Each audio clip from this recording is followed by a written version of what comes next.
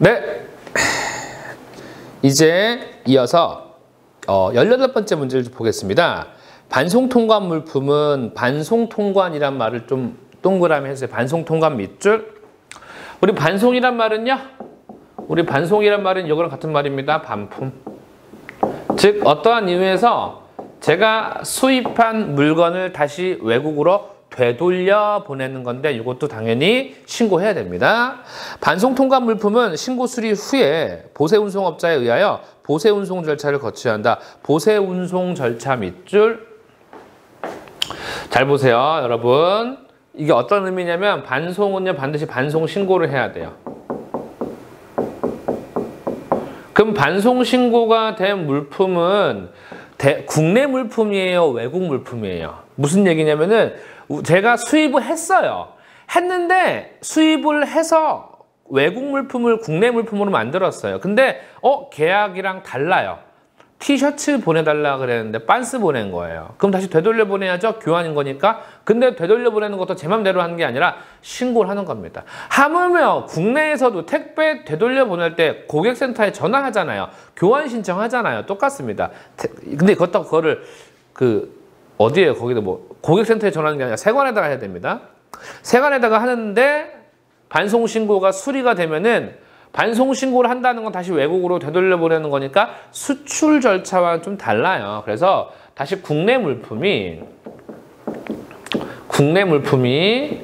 뭘로 바뀌는 거예요? 외국 물품으로 바뀌는 거예요. 왜? 나갈 거니까. 근데 여러분 아시겠지만 외국 물품이라는 건 우리가 세금 부과할 수 있어요, 없어요?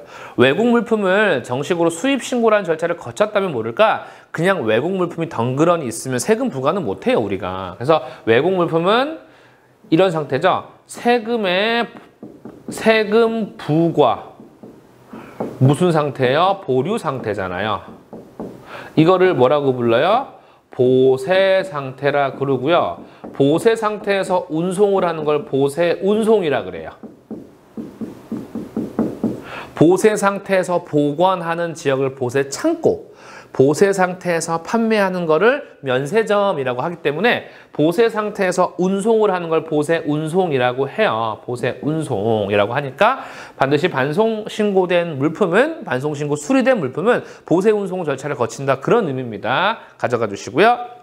이때 반송신고 수리 물품의 보세운송 기간은, 여러분 보세운송이라는 건 말 그대로 외국 물품인 상태에서 돌아다니는 거예요. 오랫동안 돌아다니면 반드시 어떤 위험이 있어요? 도난 위험이 있습니다. 많이 주지 않습니다. 절대 도난당하지 말라고, 절대 훔쳐가지 말라고, 절대 분실하지 말라고 행운을 빌어줄게요. 제가 행운을 빌어줄게요. 며칠? 행운의 숫자 7. 7일 정답은 2번입니다. 끝. 19번입니다. 관세법상 부가고지 대상으로 틀린 것은, 부가고지란 말이 나왔습니다. 부가고지란 말 뭔 소리야 이거? 라고 할 수도 있는데 부과란 말, 고지라는 말 끊어보면 어렵지 않아요. 부과라는 말은요, 여러분. 부과라는 말은 이 부과라는 소리는 세금을 부과. 세금 부과란 거예요. 고지는 뭐예요? 고지. 고지는 뭐예요? 통보하다 이거예요. 통보하다, 통보하다 이런 뜻이에요. 결론, 부가고지는요 세금 내세요. 세금 내라는 통지예요. 끝. 세금 납부 통지, 세금 납부 통지. 우리 이제 이 법을 공부하니까 내라는 이런 표현이 아니고 납부, 내세요 이런 말 아니고 내라는 통보인 게 아니라 세금 납부하세요라는 전문 용어 써줘야 되죠. 세금 납부 통보예요. 여러분 잘 보시면 세금 납부 통보는 누가 할까요? 지나가는 사람이에요? 지나가는 친구가 해요? 아니죠? 이거는 엄연히 관청에서 하는데, 관청. 우리는 지금 어떤 관청이에요? 세금, 관세와 관련된 거잖아요. 관세. 관세와 관련된 거잖아요. 관세. 어디예요? 세관. 세관에서 부과를 해요. 세관에서 부과합니다. 누가 부과해요? 당연히 세관 대가리, 세관 대장, 세관장. 세관장께서 부과하십니다. 바로 문제 볼게요. 부가고지 대상으로 틀린 것은이에요. 그러니까 부가고지 대상 물품이 아니라는 건데, 일단 부가고지를 왜 할까요? 두 가지가 이걸 봐야겠네요. 우리 부가고지를 왜 할까요? 부가고지가 하는 게 첫 번째가 신고가 불필요한 거. 신고 불필요.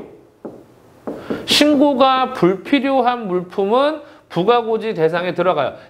종류 많아요. 종류 많은데 그 종류를 망라하기 전에 그거 먼저 할게요. 그거 먼저. 어떤 뉘앙스로 부과하는지, 왜 부과하는지. 일단 신고가 불필요한 것들은 그냥 알아서 세관장이 부과합니다. 그냥 끝. 세관에서. 또 하나 뭐가 있냐면요.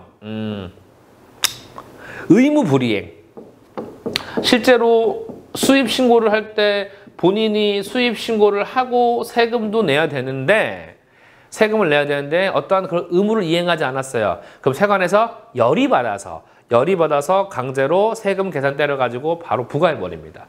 맞아. 그러니까 이거에 대한 종류가 있고 이거에 대한 종류가 있어요. 마지막 하나. 본인 요청에 의해서 본인이 즉 수입 신고하는 사람이 요청을 하기도 해요. 예, 바로 보겠습니다. 19번 틀린 건 4번입니다. 먼저 4번 보시면은 입항 전 수입 신고 물품 잘 보세요. 입항 전이란 뜻은 뭐냐면요. 물품을 적재하고 있는 항공기나 선박이 아직 들어오지 않았어요. 즉 오는 중인데도 불구하고 신고를 할 수가 있어요. 그리고 그 신고를 수리를 시켜갖고 비록 물리적인 위치는 하늘에 떠 있거나 바다 위에 떠 있지만 실제로는 행정 절차상으로는 이미 이거는 내국 물품, 국내 물품이 되는 이런 절차가 있는데 왜 할까요? 신속 통관, 빨리빨리 통관하려고 둔 통관의 예외적 절차입니다. 근데 이런 거는 부가고지가 아니라 제가 계산해서 제가 작성해서 제가 신고하는 수입 신고 절차라서 부가고지랑 완전 반대 개념이에요. 왜냐? 부가고지란 말의 반대 개념은요. 반대 개념 바로 신고납부예요. 신고납부. 제가 신고하고 세금도 내겠다 이거예요. 제가 스스로 신고하고. 따라서 4번은 신고납부 대상이에요. 다만 통관 절차가 조금 예외적으로 신속하게 하기 위해서 입항전 신고를 하는 거지 다른 의미는 없습니다. 1번 여행자 휴대폰이란 건 뭐냐면은 여러분이 여행 갔다 와서 뭔가 구매해서 갖고 오시죠. 사갖고 갖고 오시죠. 근데 그러니까 외국 갔다가 입국하는 여행자들 다 줄 세워놓고 수입 신고서 작성하게 하고 계산 때려서 납부하게 하고 그거 어느 세월에 하고 앉아 있냐 이거예요. 지금 깔끔하게 부가고지 대상 합니다. 세관장이요. 2번 보세구역에 반입된 물품이 수입신고 수리 전에 반출된 물품. 여러분 보세구역에 물품이 반입돼 있어요. 그런데 수입신고를 하고 정식으로 신고가 수리가 되면 비로소 들고 나갈 수가 있는데 수입신고 수리도 되기 전에 가지고 나가버렸대요. 지금 뭐 하는 거야 지금? 지금 뭐하냐 지금? 이상하죠? 원래대로라면 수리까지 받아야만 가져나가는 게 의무인데 당연히 해야 될 건데 의무를 그렇게 정식으로 이행하지 않았다? 부가고지 대상입니다. 대표적으로 2번이 그냥 의무불이행 대상으로 생각해 주세요. 3번도 마찬가지입니다. 2번, 3번 묶어서요. 의무불이행에 속합니다. 즉시 반출한 물품, 즉시 반출한 물품이라는 것도 흔히 말해서 즉시 반출이란 말은 우리 저번에 영상에서 제가 말씀드렸죠. 반출이란 뜻은 외국으로 나간다는 거예요. 국내로 들어온다는 거예요. 보세구역이라는 곳에서 국내로 반출된다 이런 뜻이에요. 즉 들어온다는 건데 국내로 들어온다는 건데 즉시 반출한 물품을 기간 내에 수입신고를 하지 않아. 수입신고를 하지 않아 관세를 징수한다. 요건 사실 이론으로 따로 가져가야 됩니다. 즉시 반출 신고인데 예. 수입신고 전 즉시 반출 신고를 하는 건데 요거 원칙적으로 하니까 간단히 설명드릴게요. 간단히 설명드리면은 잘 보세요. 첫 번째 키워드.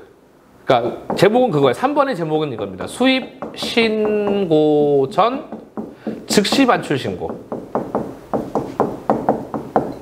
이게 일단 기본 제목이에요. 요게 일단 제목인데 첫 번째 요거 키워드 뭐예요? 신속 통관이에요. 신속 통관이고요. 따라서 수입 신고 전 미리 반출이에요. 수입 신고 전 먼저 반출합니다. 어디로? 국내로. 급한 원자재 같은 걸 많이 씁니다. 이런 것들을.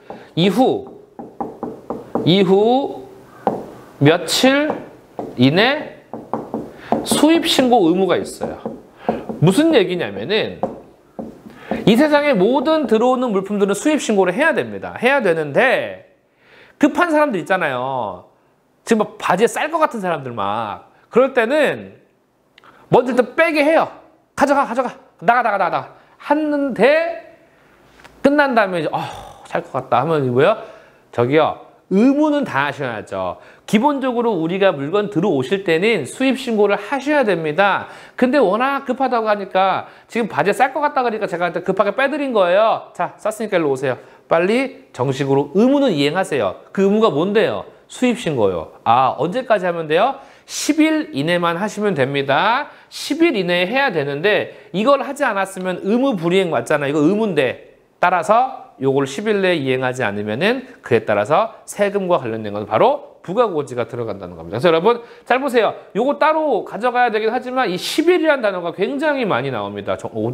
문제 풀 때. 그래서 여러분 정리할게요. 수입 신고 전 즉시 반출 신고인데 즉시 반출 신고예요. 즉10 반출 신고. 즉 10이죠. 왜냐? 10일이라는 단어가 포인트니까. 요거 꼭 정리해 주세요. 아셨죠? 승무원 별송품. 승무원이 외국을 왔다리 갔다리 하다가 별송품, 자신이 휴대해서 갖고 들어오는 게 아니라 별도로 송부하는 물품이에요. 그렇다고 승무원은 수시로 외국을 왔다리 갔다리 하는데 수시로 수입 신고를 계속 하라고 할 바에는 그냥 일관적인 절차를 통해서 다 부가고지 쉘이면 된다는 겁니다. 그래서 5번도 부가고지 대상이고요. 정답은 4번은 일반 절차입니다. 신고납부 절차라고 보시면 될 것 같습니다. 20번 보겠습니다. 요거는 우리 지난 영상에서 요거 한번 필요하신 분 꼭 적어주시고요. 우리 지난 영상에서 우리 이거 했었는데 가격신고예요. 가격신고. 한 번 더 정리할게요, 제가. 가격신고인데 잘 보시면은 잘 보세요. 가격신고. 가격신고는 두 가지가 있습니다. 가격신고 키워드 정리할게요. 가격신고 키워드 정리할게요. 첫 번째 가격신고에는 잠정가격신고가 있고요. 잠정가격 신고가 있고요. 두 번째는 뭐예요? 확정가격 신고가 있습니다. 여러분이 가격 신고를 받는 입장이라면 잠정이란 단어가 좋으세요? 확정이란 단어가 좋으세요? 당연히 확정이겠죠. 뭔가 확실하게 정해진 거잖아요. 잠정은 그냥 아직까지는 미지수, 왔다리 갔다리 할 수 있다는 여지를 남겨두고 있다는 건데 잠정 가격 신고를 할 수밖에 없는 대상이 있었죠, 우리. 뭐였습니까? 원유, 곡물, 광석이에요. 원유, 곡물, 광석. 이런 것들은 뭐를 가지고 있어요? 국제 시세가 있습니다. 국제 시세가 일정 기간 지난 후에 결정이 돼요. 따라서 그러한 일정 기간이 지난 후 전까지는 신고를 안 할 수는 없어요. 따라서 일단 신고는 대충 해놔요. 과거에 비슷한 최근에 확정된 가격 비스무리하게 신고를 하는데 그 일정 기간이 지나면 이제 흔히 말해서 확정을 지어야 됩니다. 그래야 뭐도 확정돼요? 가격이 확정되어야 비로소 뭐도 확정되어 세금이 확정될 것 아닙니까? 그러면은 잠정 가격으로부터 확정 가격 신고까지 제발 잘 들어주세요. 잠정 가격 신고로부터 확정 가격 신고까지라고 해서 까지 뭐뭐로부터 프롬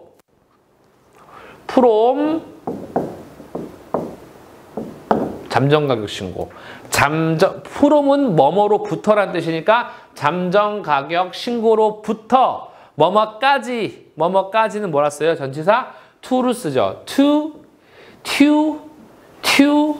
확정 가격 신고 하는데 몇 년 안에 해야 되냐? 저는 이 to를요 이렇게 안 쓰려고요. 전 to를 이렇게 안 쓰려고요. 전 to를 이렇게 안 쓸 겁니다. 전 to를 이렇게 안 쓰고 이렇게 쓸 거예요. to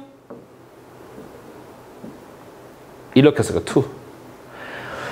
from 잠정 가격 신고로부터 to 확정 가격 신고까지. 요 to가 이거 뭐예요? 숫자 리죠? 예, 2년.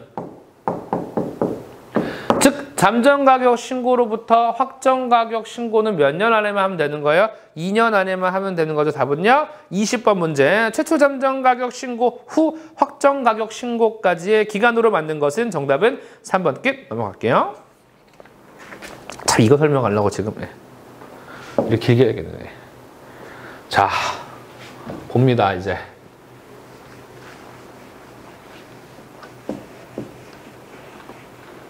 자, 21번입니다. 관세, 과세 가격을 결정하기 위한 가산 요소가 아닌 것은 요거 지난 영상에 가산 요소 제가 했었어요. 우리 했었는데 가산 요소라는 건 말 그대로 앞에 법정이란 말이 붙어. 잘 보세요. 우리가 흔히 말해서 이렇게 쓸게요. 이렇게 편하게 써야 되겠네요. 판매자가 있고요. 줄여 쓸게요. 구매자가 있습니다. 잘 보세요. 판매자로부터 물건 받고요. 구매자는 그에 따라 대금을 지급합니다. 구매자는 대금을 지급합니다. 네. 근데 아시겠지만 요 지급한 금액을 이거를 이렇게 불러요. 실제 지급 가격이라 불러요.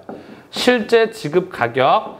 즉 이렇게 물어보는 것은 세관이 아니 도대체 얼마 주고 사신 겁니까? 얼마 주고 사신 거예요? 아, 저 실제로 100불. 아, 이거 좀 100불 한글로 저 10,000원 줬는데요. 10,000원 실제 지급 가격 10,000원 했습니다. 아, 그래요? 아, 근데 우리 절차에는 이 실제 지급 가격에 이런 말씀 전에 죄송한데 무조건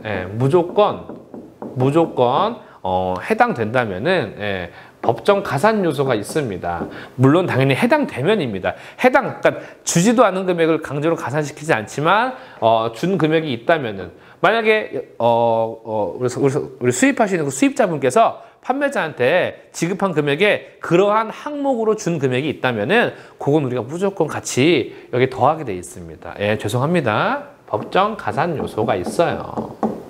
우리 지난 시간에 법정 가산 요소 배웠었는데 일단 우리 기억은 나요. 뭐는 제외한다? 구매 수수료는 제외한다는 말이 있었습니다. 바로 문제 볼게요. 문제 잘 나와 있습니다. 1번 구매자가 부담하는 수수료 맞아요. 이거 구매자가 부담하는 수수료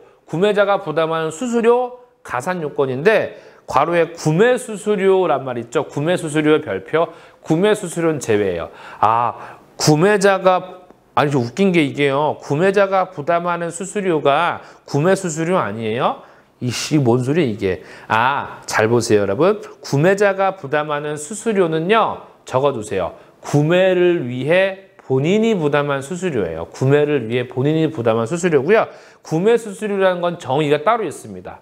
구매를 하기 위해서 구매인의 대리인이 구매자를 위해서 이리저리 알아봐준 대가로 주는 돈이에요. 그러니까 이거는 제품과 관련되기보다는 제품을 구매하기 전에 알아보라는 명목으로 어떤 또 탐색 비용 같은 거라서 실제로 물품과 관련이 없다라는 취지로 해서 구매 수수료는 제외하는 건데 어렵죠. 사실 여기까지 내용을 치고 갈 수 있는 거는 관세평가라는 과목밖에 없는 거지 우리 시험에서 이 가산 요소에 대해서 심층적으로 절대 물어보지 않으니까 제가 정해드릴게요. 그 가이드라인을요. 여러분 이런 거야말로 정말 겉핥기식이니까 있는 그대로만 가져가 주세요. 이걸 깊게 들어가시면 여러분 실제 시험장에서 아무 쓸모없는 내용입니다. 무슨 얘기냐면은 관세사 2차 과목의 관세평가라고 해서 거기에는 구매 수수료의 정의를 써라 이런 말이 나오면은 정의를 언급해 주면서 그거에 대한 과세 처리를 과세냐 비과세냐 이걸 해야 되는 게 실제로 문제가 나오는 게 맞는데 우리 시험은 안 나와요. 안 나오는 거 가져가지 마세요 여러분. 그래서 정리할게요. 구매자가 부담한 수수료는 가산 요소 단 뭐는 제외예요? 구매 수수료는 제외라는 거 맞고요. 2번 연불 조건 수입 시 연불 조건이면 연불이란 말에 적어서 연불이에요. 연불 아니에요. 연불이라는 건요. 지불 이거의 줄임말 연불. 지연지불이 뭐예요? 지불을 늦추다. 지연이란 말은 딜레이 늦추는 거죠. 늦추는 겁니다. 이거 맞아요. 근데 연불 조건이라는 건 말 그대로 뭐예요? 일시불이에요? 아니면 할부거래, 외상거래예요? 할부는 아니고 외상거래예요. 연불 조건이라는 거는 물품 받고 서로 약정한, 협의한 기간이 되는 그때, 그 뒤에 뭐 30일 외상으로 했다? 그럼 30일째 되는 날 대금을 치르는 건데 여러분 아시겠지만요. 대금을 지불하는데 제가 대금 늦게 지불해요. 그럼 당연히 이자 내야 돼요? 안 돼요?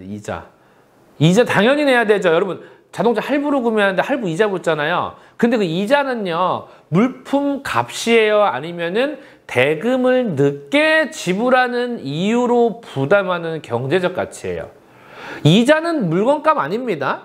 물건값을 나눠내는 조건으로 제가 이자를 부담하는 거예요. 비용을 나눠내는 걸로 해서 이자를 내는 거지 물건값으로 이자를 내는 건 절대 아닙니다. 이거는 물품과 관련성이 있어요? 없어요? 없어요. 요거 적어주세요. 요거는 가산 요소가 아니고요. 공제 요소, 공제.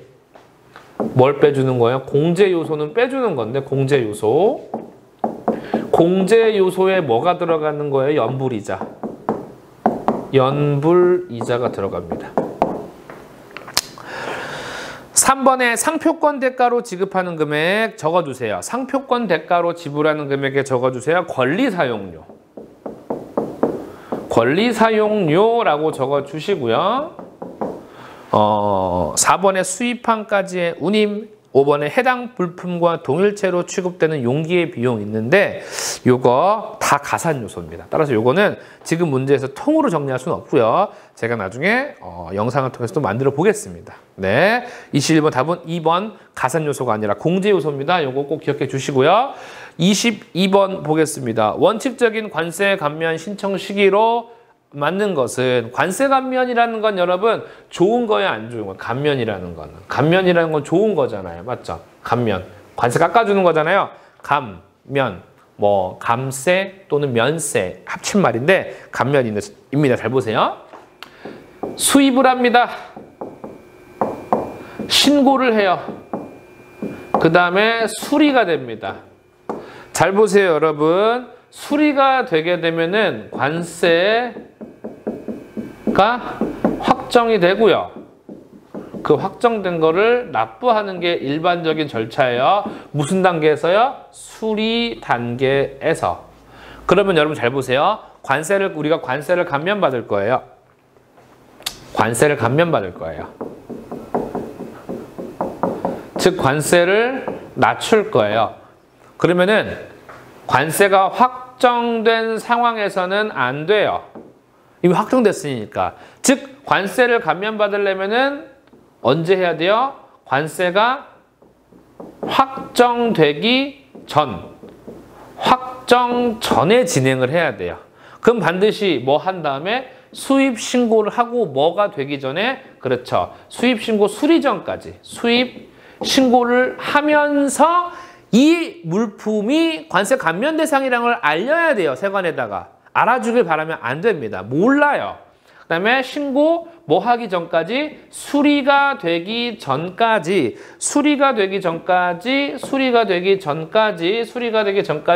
감면 신청을 해야 수리할 때 감면된 관세를 확정하는 거예요. 감면된 관세를 확정하는 겁니다. 정답은 4번입니다. 수입신고 수리 전입니다. 수입신고 수리 전. 답은 4번입니다. 좋습니다. 네.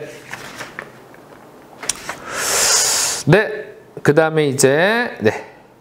24번. 네. 25번인데요. 요거,